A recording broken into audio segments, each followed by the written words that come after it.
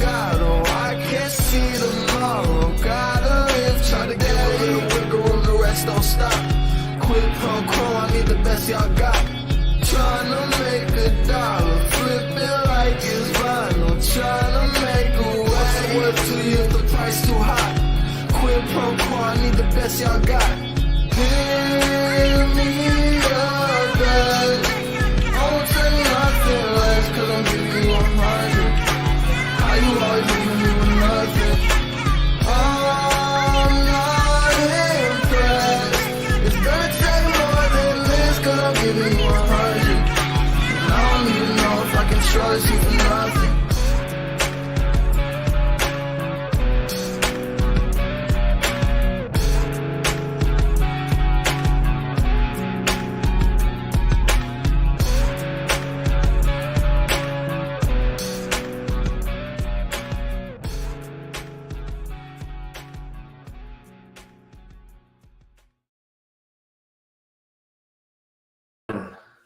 Here we are. What's happening? Good morning. Good morning. Welcome to Tuesday. Welcome to January the 3rd, 2023.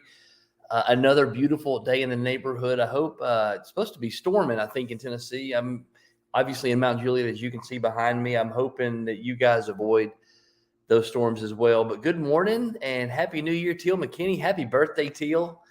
Just saw that that's good that you're here, that you're the first one. So happy birthday, Teal. It's obviously you are where you're supposed to be with a name like that. You got to be at Exit. I mean, you can't help but be at Exit Realty Lake Country. So happy birthday, Teal. We love you. I love you and Mike and your family. And I wish you the happiest of birthdays, and everybody wish Teal a happy birthday. So good morning, y'all. It is a beautiful day. I am on the third day of 75 Hard. We've got Michelle and Jared Tilson, Kristen Ritchie, myself, Christy, Carson, her son, our son. We've got, I think Vanessa's jumping in. I'm trying to think of all the people that are doing it, who I've seen. So we're on 75 Hard. We are on day 3 of that. So we only have 72 more days to go, but it's gonna be great. Good morning, Anthony Davis. See that you're watching. Y'all know the deal. We do this every morning, 5:30 Central, 6:30 Eastern, and get on here and just share a little bit what's on my heart, what's on Christy's heart. Try to help you guys get through your day, get through this moment, get through your day, get through your week, get through your business, your life. So, good morning, AD. Y'all know the drill. When you guys get here this morning, please say good morning. Let us know that you're here. And that way I know that there's people out there that I'm talking to. It makes it a little bit easier to get going. But I hope January is getting off to a good start for you. I hope that I put a challenge out yesterday, Anthony. I think you saw it. Teal, you may have seen it as well if you watched it later.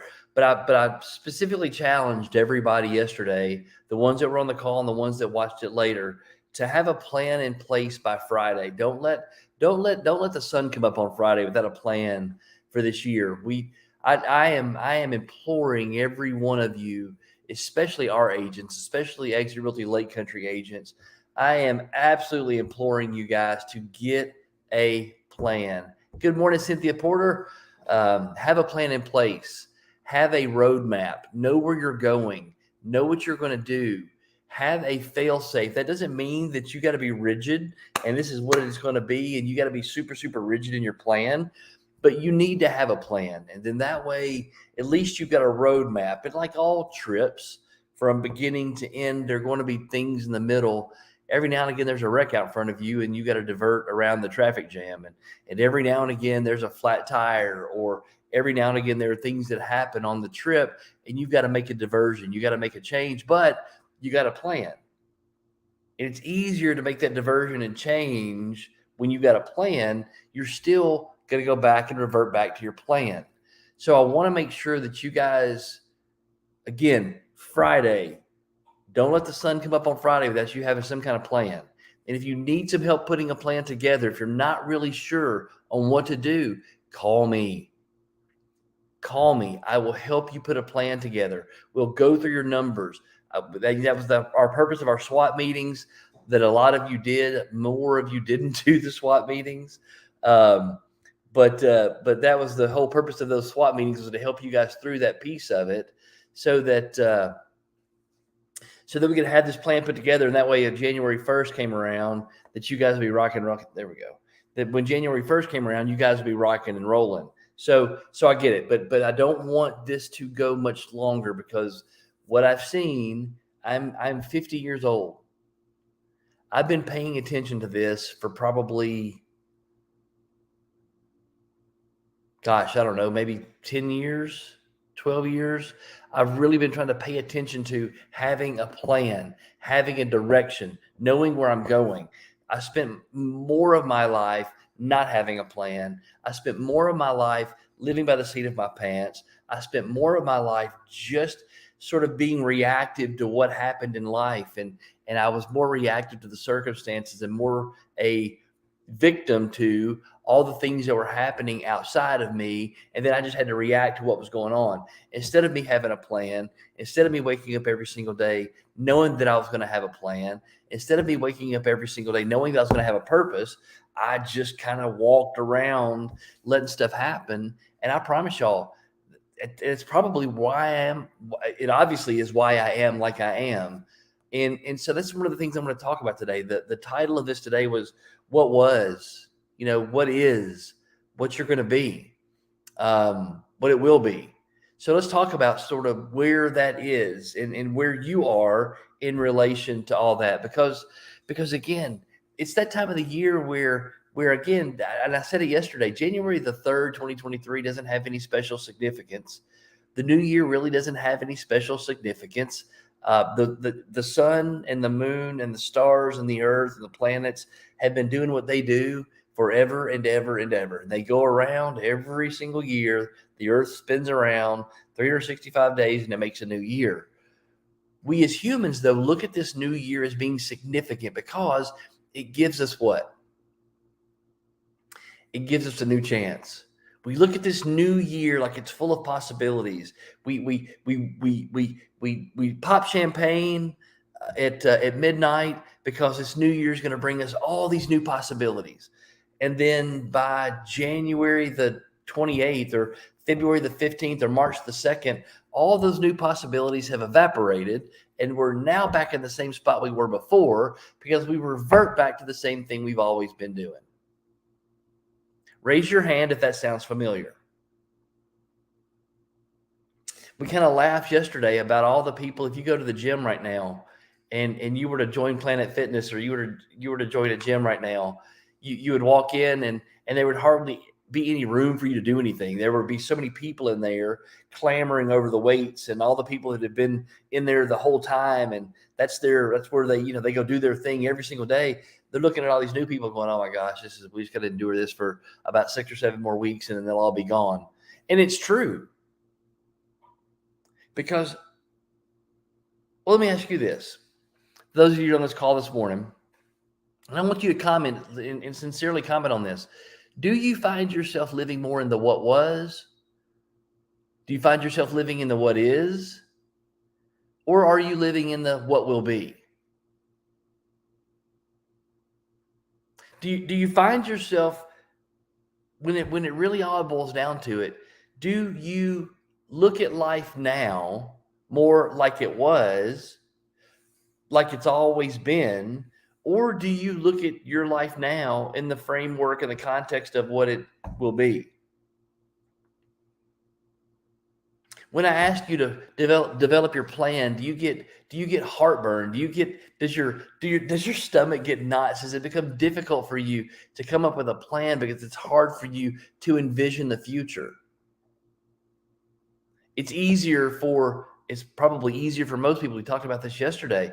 It's so much easier for most people to look at the past. Habits are hard to break, Teal. You're right. Teal said what will be with a touch of what was. Habits are hard to break. And I'm going to talk about it. I'm going to write that down. That's something I'm going to address. We'll talk about that because I talked about that a few weeks ago, right before I took the break. Write that down. Habits are hard to break, and it's true, man. Habits are one of those things that are supposed to be to our benefit, right? So and you may not remember this, but you do remember. You may not remember tying your shoes necessarily, and all the difficulty you had tying your shoes. But most of us who have children, we do recognize the frustration of trying to help our kids learn to tie their shoes, and sitting there with them as they get you're doing something, you're trying to teach them something that's so easy. It's so easy. You've been tying your shoes for so long. Kid, just cross them and just pull it under and then make the little loop and tie it around and pull the loop through. It's super, super easy. I don't know why this is so hard for you. And we watch our kids get frustrated and hell, what the shoe companies did is that, you know what? Don't worry about it, parents. We'll just put Velcro on their shoes. Don't worry about teaching your kids something they don't want to learn. Don't worry about teaching your kids a life skill. Don't worry about teaching your kids how to overcome something they really don't want to do. We'll just use Velcro. And or better yet, slip-ons. We won't put laces on them at all.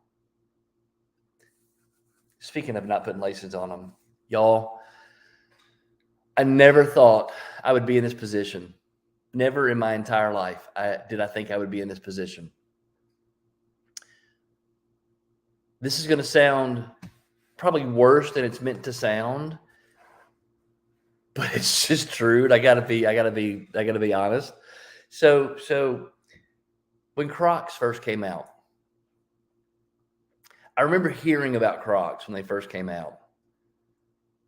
And I took a look at the Crocs when they first came out and decided when they first came out that was a pair of shoes that neither I nor any family member that I had any control over their footwear would ever wear. I know it's a thing. People love Crocs. There are people who swear by Crocs. I get it. For Aaron Dwyer, that was just something that was not part of my vocabulary. We weren't going to wear Crocs. We weren't going to own Crocs. I have never had a child. I take that back. I think maybe one of Christian or Cade may have had Crocs against my better judgment and against my wishes, BT Dubs. Good morning, Miss Shay. So I have this thing with Crocs, right? I have a couple of quirks. My other quirk is I don't mix brands. So you'll never see me wearing a Nike shirt with Adidas shorts or a Nike shorts with an Adidas shirt. Y'all, it's just something that I do. I know, Cynthia. I know.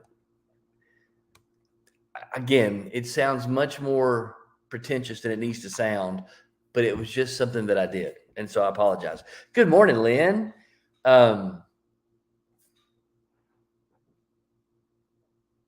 Diane, good gosh. I'm not sure I see that. Now that's an extreme, Diane. So, y'all, I'm very hardline. Now, when I tell you I don't mix brands, I'm very hardline about that. Okay. You will not see me. I'm telling you, it ain't happening. I don't care how good they look together. You will not see me mix brands. And that's from when I was 14 years old. I played baseball for Nike. So Nike, we were the first travel team, second travel team in Nashville. There was Twitty City. I think they were the third. There was Twitty City, there was Shootix, and there was Nike. And we were the only travel team in the United States sponsored by Nike. And the reason we got that is my best friend in high school, his stepdad was a salesman for Nike. So he got this deal for Nike. So from the time I was 14 to the time I was 18, for 4 years, I had Nike apparel thrown at me every week. He'd pull up in a car, he'd unload boxes, we'd have shoes, and man, we'd go to school, and I'm telling you what, it was pretty cool. So I had an aversion to every other brand outside of Nike based on that fact. That's just how I grew up. 14, 18, I just wore Nike stuff. I didn't buy my first anything Adidas probably until my late 30s. But I don't mix brands. Okay. I don't mix brands. I'm very hardline about that. I'm very hardline about it with my kids. I'm very hardline about it with Christy. I'm very hardline about now take that back. You can't be hardline with much on Christy because she just doesn't put up with that very often. But I try.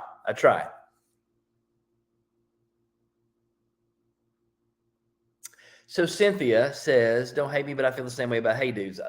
Okay, I'm warming up to Hey Dudes, but the Crocs are a no for me still. But here's the point of me this long diatribe that I'm going through.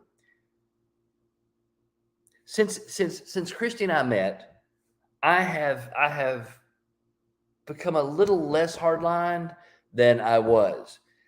She. Good morning, Michelle T. One of the things that I've learned from her is I don't need to be so rigid. I don't need to be so strict. I don't need to be so hardlined. But I am kind of still. So Jagger has been on me for a year about Crocs. I mean, on me. But because Crocs were invented by ex-NHL hockey player. Don't know if y'all know that story. So from what I understand, an ex-NHL hockey player, an ex-NHLer invented Crocs because when you take your foot out of an ice skate, after you've been in ice skates for so long, most hockey players crunch their toes up in their skates. So they wear skates that are too small, so their toes crunch up in the toe box, so they can control the blades and how they're skating. So most hockey players have gangled up toes, right? So they invented these soft, cushiony shoes with big wide toe boxes to give your feet some relaxation, let your feet rest a little bit. That's why Crocs were invented. So needless to say, tons of Jagger's friends on his hockey teams have all had Crocs. So Jagger said, I want Crocs. That's how soft I'm getting in my 50s, y'all. I bought him some Crocs for Christmas. We got him some Crocs for Christmas.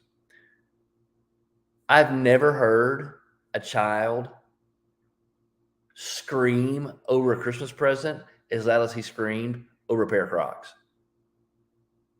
I don't know how I got on this subject, but I think it's your perspectives change, your lens changes. You as we get older, as we experience more things, as we go through our lives, the lenses that we look through life through begin to change. Some things we feel were important, we take those things out.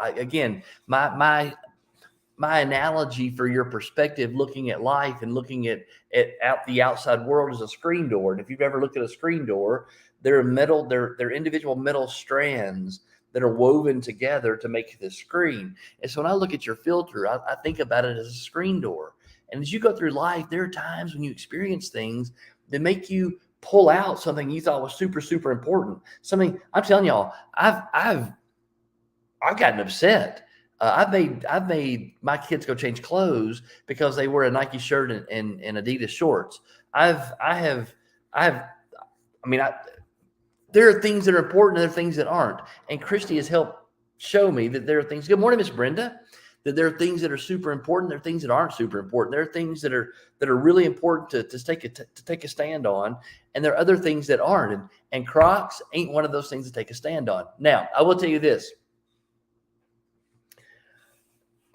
So I will tell you this. Y'all know I've been dealing with a little bit of gout, right? It happened during the convention, and apparently during convention, I may have had too much to drink on multiple occasions. I don't think it ever exhibited itself in public, but I think I consumed a lot of alcohol that week during convention. And apparently alcohol is one of those things that triggers gout. I'm in my 50s. I wasn't very active. And I'm telling y'all, I would have died for a pair of Crocs and a pair of Hey Dudes about 3 weeks ago. I couldn't get my foot in a shoe. It hurt so bad. So there are some advantages to relaxing some standards. There probably are some advantages to having those Crocs or having those Hey Dudes. There probably are some advantages because honestly, nobody really gives a crap if I've got a Nike shirt and Adidas shorts on. Truly, nobody cares if I'm mixing brands. So my own personal hangups are my own personal hangups. But that kind of gets me to where I want to talk about right now. Your own personal hangups are your own personal hangups. And what was doesn't necessarily dictate what is. And for a lot of us, our what was is, for a lot of us, that view and that rear view mirror view, that's looking back into what was, a lot of that doesn't serve us well. A lot of that doesn't serve us well in what is. And it certainly doesn't serve us well for what can be. And so as we get into 2023, as this trip around the sun happens, as you pop the top on the champagne at midnight on the 1st, and you look at this new trip around the sun like it's going to be wholly different because you're going to be a brand new person, because now 2023 is going to be the best year ever, because 2023 is going to be finally the year where your ship comes in, or finally the year where you do what you said you were going to do 10 years ago, or finally the year for whatever.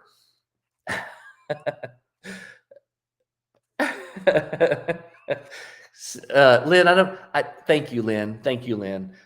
Lynn says I'd lead Celebrate for Recovery for Aaron. Hurts, habits, and hangups. Yes, that's certainly something I should look into, Lynn. Hurts, habits, and hangups for sure. But our past, our especially my toe hurt. Y'all talk about that. I want to tell you what you talk about. You talk about being humbled. Try not to be able to walk and having a pronounced limp everywhere you go because your foot hurts so bad it's hard to walk. I mean, literally, I wanted one of those little scooters that I could push around on one foot that I could put my knee on and just scoot around. Holy smoke. Whew, it was awful. But I digress. What was sometimes is bigger than what is. And sometimes the present moment is overlooked because we're so concerned with what was. We're so concerned with our past hurts. We're so concerned with our past mistakes. We're so concerned with where we were, what we did, what was done to us, that we don't pay attention to what is. We don't pay attention to right now. We don't give our best effort to right now. And a lot of times we don't give our best effort to right now is because it hasn't worked in the past. We don't give our best effort right now because it wasn't successful before. I remember when I was a police officer and we did a lot of tactical training, and somebody would always ask, what do you do in this situation? What do you do in this situation? What do you do in this situation? And to think about those situations, especially tactical situations, when you're dealing with bullets and fighting and guns and people trying to not die, people trying to get away, the situation always dictated the tactics. Murphy's Law says, if it can happen, it will happen.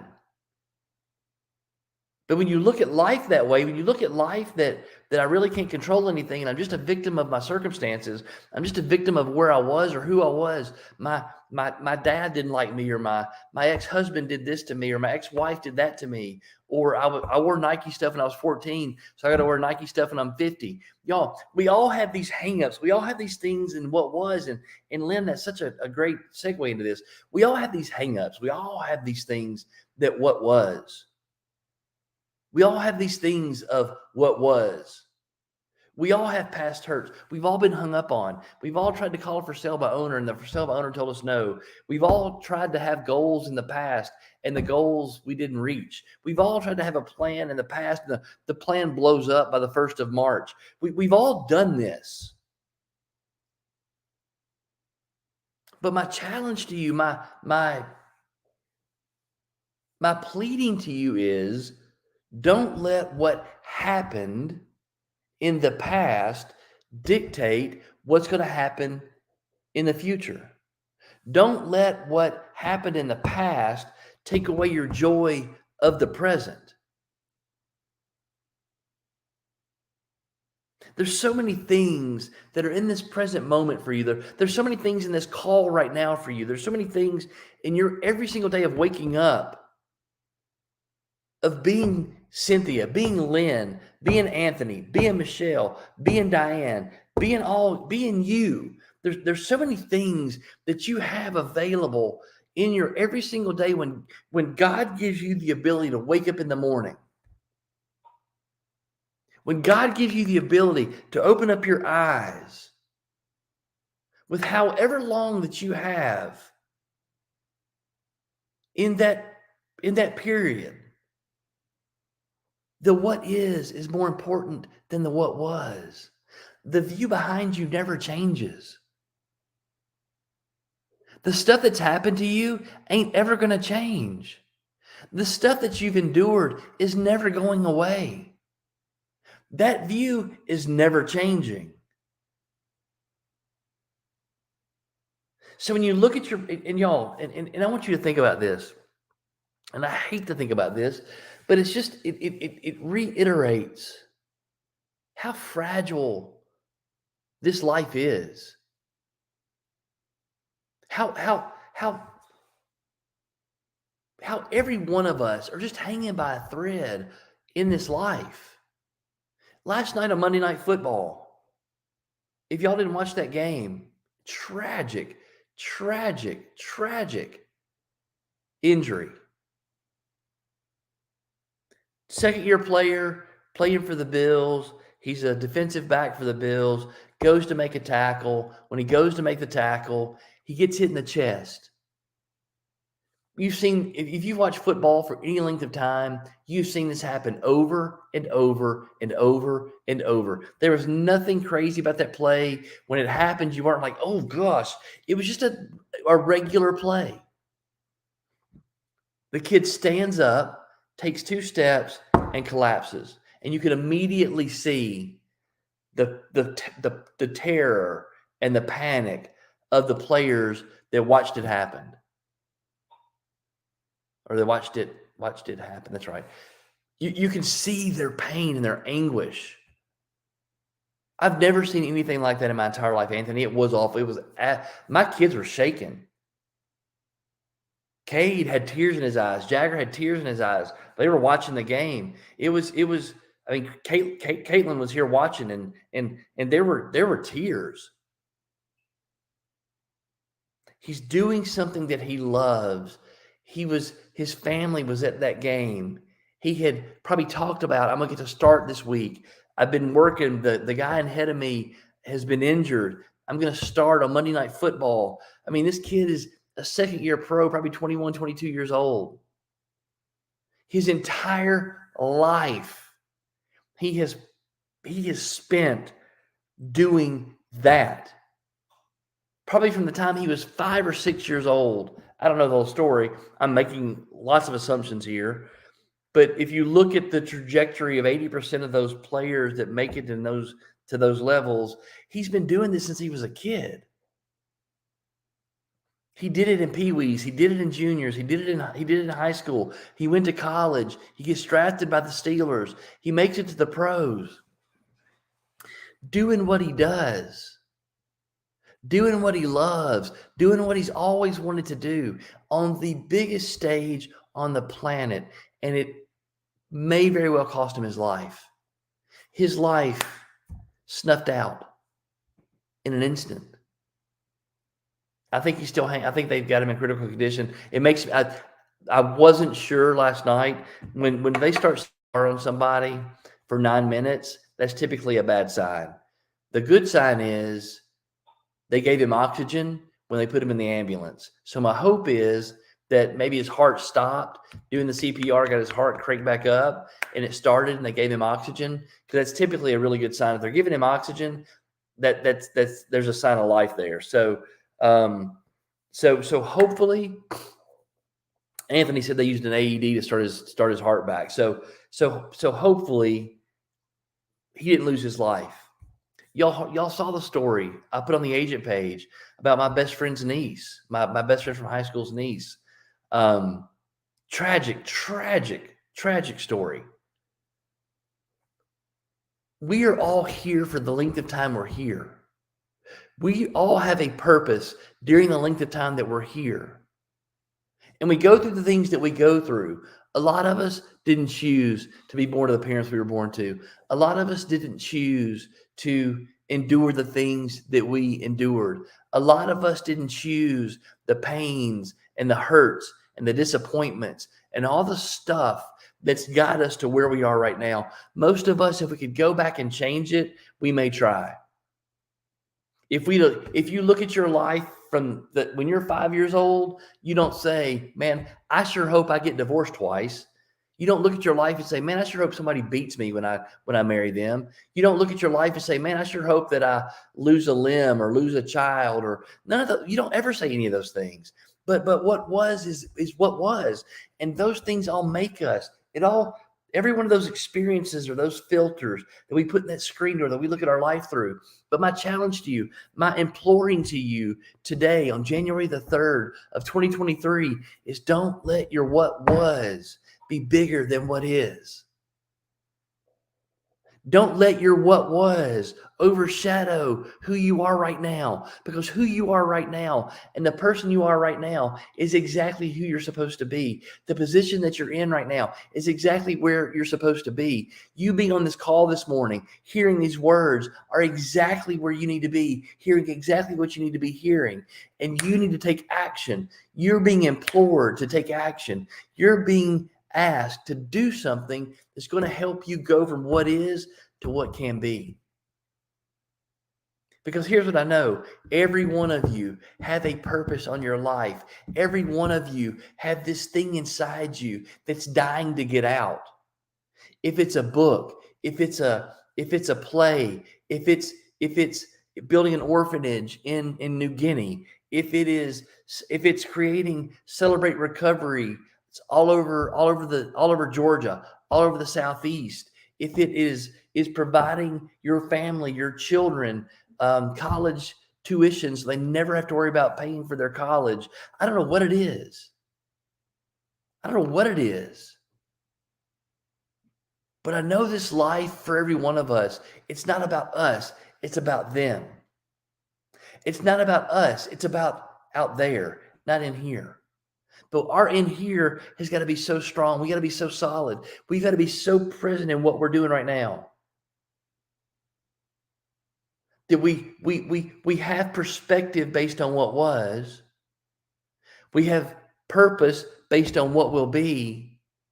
And we have a passion for what is. We have a passion for the present. You know, I'm reading this book. My goal this year is to read 24 books. I want to read 2 books a month, but I'm finishing up Be Your Future Self. And y'all remember when I first started talking about this book, and in the introduction of the book, sort of in the beginning, he talked about Viktor Frankl. And Viktor Frankl was an author. He was an Austrian psychologist. He'd written a book right before Nazis came and took over Austria. He was Jewish. So he and his family were taken to a concentration camp. In the concentration camps, he lost all of his family, unbeknownst to him, because they'd separated them on these trains and taken them to these death camps. And Viktor Frankl survived. And what he used to survive his present situation in the Holocaust, because I'm not sure any one of us have ever dealt with anything like that. We may feel like it is, but I can assure you, based on what I've read about the Holocaust and what I've seen about the Holocaust, none of us have gone through that.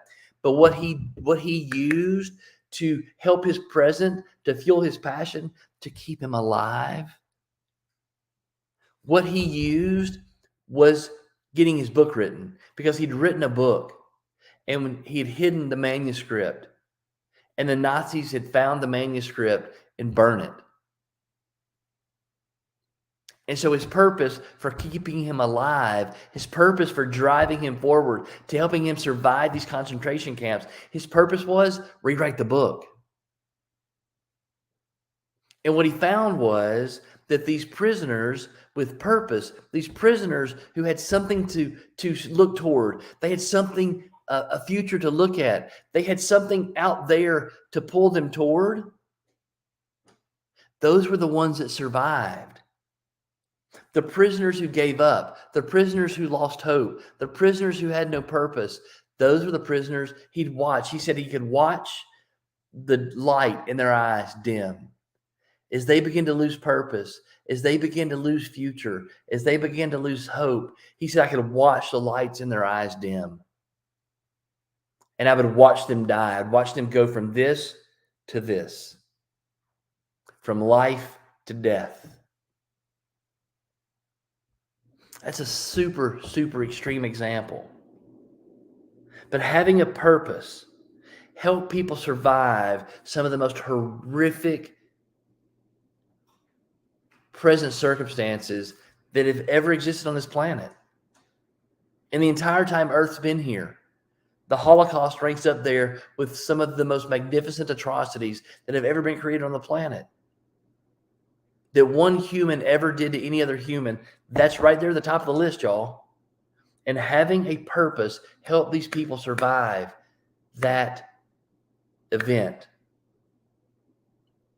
Having something to work toward was essential to their survival. Y'all, it's not any different for us. That's why I'm asking you to have a plan for this year.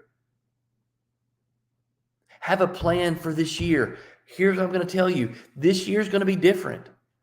This next 12 months is going to be different in the real estate business. So most of you on here are all in the real estate business. Most of you that watch these calls are in or around the real estate business. And I am telling you right now, statistically, the National Association of Realtors, not to be a naysayer or a doom thrower or whatever, but they are saying 30% of the licensees right now, beginning of 2023, 30% of those at the end of 2023 will not be licensees any longer. They will relinquish their license. They will retire their license.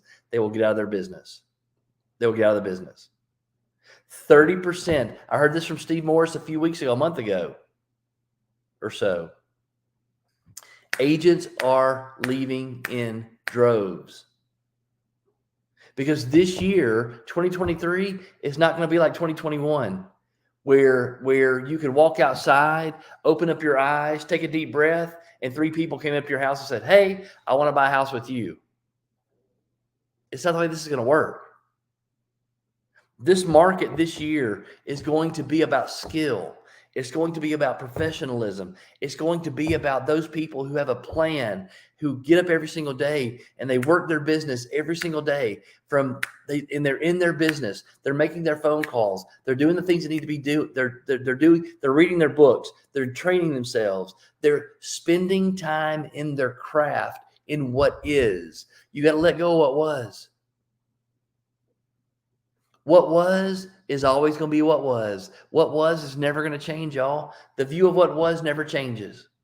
You can't take away that pain. You can't take away what you did last year. You can't take away all the things that happened last year. But what you can do is you can get a passion for what is.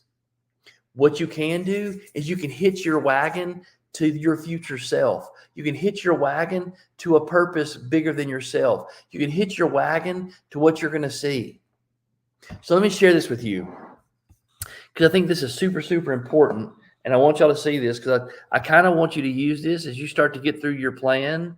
You start to get through, today's Tuesday. So you have today, Wednesday, and Thursday. So you have 3 more days to get a plan. So let me reiterate. I asked everybody yesterday to have a plan. Before the sun came up on Friday, I want you to have a semblance of a plan for 2023. Okay? So let me share this with you. I'm going to share a screen with you.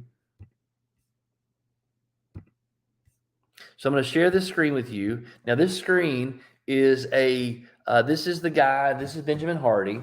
This is the guy that wrote the book, Your Future Self Now. There are a few things that he has here. So you see here, he has a commit tool, right? So on this commit tool, you click that little button and it gives you, again, some direction of your future self, okay? It gives you some direction. So be your future self now. What you do is you get 6-month outcomes, 12-month attributes or outcomes, 3-year attributes or outcomes, and 10-year attributes or outcomes. This is for you to be able to write your story. This is for you to be the author of your future, to be the author of what will be, to put the things in place of what will be. Okay. Now, you can also click these buttons and you can put your information in here. Now, I will tell you, he's trying to sell you something. He's trying to sell you one of his programs. So just understand, when you fill these things out, he's trying to sell you something. Okay. But what you can do is, once you get your 6-month letter, your 6 month, what you're going to be in June, what your life's going to look like in June of this year, June of 2023. You're going to write a letter from Lynn Grizzle, June 2023 to Lynn Grizzle right now. I'm going to write a letter from Aaron Dwyer, June 2023 to Aaron Dwyer now. And I'm going to let Aaron Dwyer know, hey, this is what's going on right now. This is what it looks like. Can you believe we're doing this? Isn't it amazing that we're in this position that we are right now, that we did this and did this, okay? And we're going to write this. I'm going to write this letter, and you're going to schedule this letter to come to you. And then it's going to be emailed to you 6 months from now. It's going to be emailed to you 6 months from now. It's going to be emailed to you a year from now, 3 years from now, 5 years from now, 10 years from now. You're going to set this up, but I want you to commit to your future self. I want you to commit. I'll put the link in the agent page, okay? So I'll put that link in the agent page when we get off this call. So it'll be there for you guys when we get finished. But I want you to commit to your future self. I want you to commit to this goal. I want you to commit to this plan. But I'll answer it. It is futureself.com. Cynthia, to answer your questions, futureself.com/commit.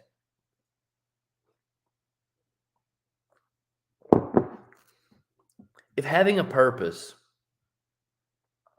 if having a plan, I'm a little slow about roll down. I got a little passionate there. Sorry, I thought I was preaching. If having a purpose, if having a plan, if having something to move toward could keep a Holocaust survivor alive, y'all, having a purpose, having a plan will keep your real estate business alive. Having a purpose, having a plan will keep your marriage alive. Having a purpose, having a plan will keep you alive. Teal said something earlier, because I asked the question, what are you more connected to? What was, what is, or what's going to be? Obviously, the textbook answer is we got to be in the present moment, right? We got to be fully invested in the present moment. We can't shake what was, and all we can do is walk towards what is. But being fully invested and passionate in our present is super, super important. And I got really diverted about the habits with the whole Croc conversation. Now I'm kind of remembering now why I started talking about Crocs and no shoelaces and Velcro and shoelaces. Habits are hard. Habits are hard to form. We've all watched our children struggle with those little 5 fingers to put those laces together, to pull those 2 bunny ear loops into a tight little thing so they can tie their shoes. We all watched them. We all got frustrated. We all raised our voice and said, it's not that. I did. Maybe y'all didn't. Maybe y'all have like the hearts of angels. But I promise you, all 5 of my kids that I taught to tie their shoes, it was frustrating. Some of them I probably said, screw it, just get Velcro shoes. I can't promise that is true, but I would venture a guess that it may be true. But we all watched them fumble and struggle to create a habit. So let me fill you in on this. Habits are beneficial to us. Habits create automaticity. It makes it automatic. It makes it where we don't have to think about it, right? If I ask my 5 kids now to tie their shoes, they're all masters at it, right? They can all tie their shoes like crazy. Think about when you first started driving, when you had to think about the distance you needed to be from other cars. You had to think about where you need to be at red lights, or especially if you learned how to drive on a standard shift, how much put the emergency brake on so you don't roll back into somebody because you don't have the clutch and the gas figured out yet, and you're stopped on a hill. And you got people behind you don't want to roll into them. You have to think about where to use your blinker, how to use your mirrors, where's your blind spot. You have to think about how much distance you need. You have all these thoughts going through your head, and you drive like this, and you're up on the steering wheel driving like this because you have all these thoughts banging around in your head, trying to figure out all the different pieces and parts to make this vehicle go. Most of you now can get in the car and don't even think about it. Heck, some of you now are in such a you have such habitual behaviors that you take your kids to school the same exact way every single day. You leave the house every single day. You drive by the same places every single day. You drop them off in the same spot every single day. You do the same things. That's your habit. You take the same loop through the neighborhood. You take the same loop back through the neighborhood. These are habits. These are habitual behaviors. You don't even think about it now.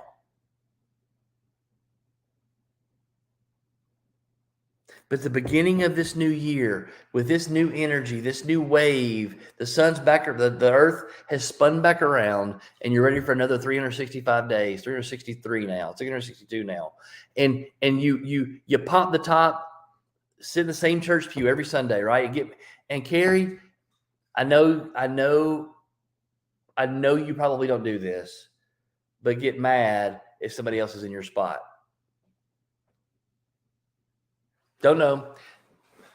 In the Southern Baptist tradition, we had people that sat in the same church pew every single Sunday. And I have heard stories when my dad was a preacher that people would walk in and see somebody sitting in their pew, sitting in their seat on a Sunday, and instead of sitting in a different seat, they would leave. She said, no one in my church is that dumb. Oh my gosh. Habits are hard to form. Habits are super important because they're supposed to make life easier. But a lot of us have gotten into habitual patterns of behavior that don't serve us well. And so the beginning of this year, when we pop the tops on 2023, when this new energy and this wave of change and this wave of improvement and this energy of better and this energy of hope now arises with the calendar switching to 2023. With this energy, people start to say, I'm going to change these habits. 6 or 7 of us are doing 75 hard because we want to change some habits. We want to change what we do. We want to change how we look at things. We want to change a little bits and pieces about who we are. So we're doing this ridiculously difficult challenge that's whatever it is, but we're going to do it. And I'm going to do it for 75 days because I'm going to create new habits. I'm going to create some new habits because if I create new habits, it benefits you. If I create new habits, it benefits me. If I create new good habits, it benefits my kids, my family. It benefits the people around me. All these things are ancillary benefits. All these things are these you benefit by proxy for me being a better version of me, right? The people around you benefit from you being a better version of you. So Teal, back to what you were saying. And I want you to think about this. If I was trying to teach my kid how to tie a shoe, Michelle's exactly right. Michelle's in the 75 hard. I mentioned that earlier. She says, but can you imagine the people we will be in 75 days? Completely different with a whole different mindset. Y'all, I'm telling you, belief is the fuel. Belief is the fuel that drives you from what is to what could be. Belief is the fuel that takes you from passion in the present moment to purpose in the future. Belief is the thing that holds it all together. Because when you believe something, it doesn't matter how hard it is. I promise you, if any one of my children, if any one of your children, if you decided when you got in the car and it was so difficult and your dad was yelling at you and your mom was yelling at you and your heart was beating 1,000 miles an hour and you didn't know if you're ever going to drive ever in your life and you decided, I suck at driving. I don't want to drive. I'm not driving. I don't believe I'm a driver. I don't believe I was made to drive. There are people all over this country, all over this world who don't drive vehicles. I don't believe I'm going to drive. And that was your belief, you wouldn't drive. I had a kid that did that. Now, she finally got over herself and decided to drive. But when I was 15, heck, when I was 14, I was ready to drive. When I was 15, I was ready to drive. I missed school when I turned 16 to go get my driver's license. 2 of my 4 kids didn't drive till they were 18. Now, I didn't teach them how to drive. They learned how to drive with other people. But 2 of the 4 didn't drive until they were almost 18. One of them didn't drive till she was 20. Because she had made up her mind and believed, I don't have to drive. There's no reason for me to drive. Belief is a fuel from present to purpose. Belief is your fuel between purpose and your present passion to your future purpose. It's all in your belief. So back to habits. Here's what I'm going to say. Do not try to create more than one habit at a time. If there's something you want to implement in your life, and there's some new habit that you want to create, some old habit that you want to break, focus on that one thing. And that's in one thing alone. You have an 80% chance, over 80% chance of forming a new habit if your single purposeful focus is on one habit. Okay? If you try to implement 2 habits at once, if you try to quit smoking and start walking, the chances of your success drop from over 80 to less than 30. Just by starting one new habit at the same time. If you try to start 3 habits at the same time, stop smoking, start walking, drink more water, your chances of success go down to single digits, less than 10%. Y'all, 75 hard is only difficult because it's a mind, you know what? Because for most people at 75 hard, they're trying to implement 6 new habits, right?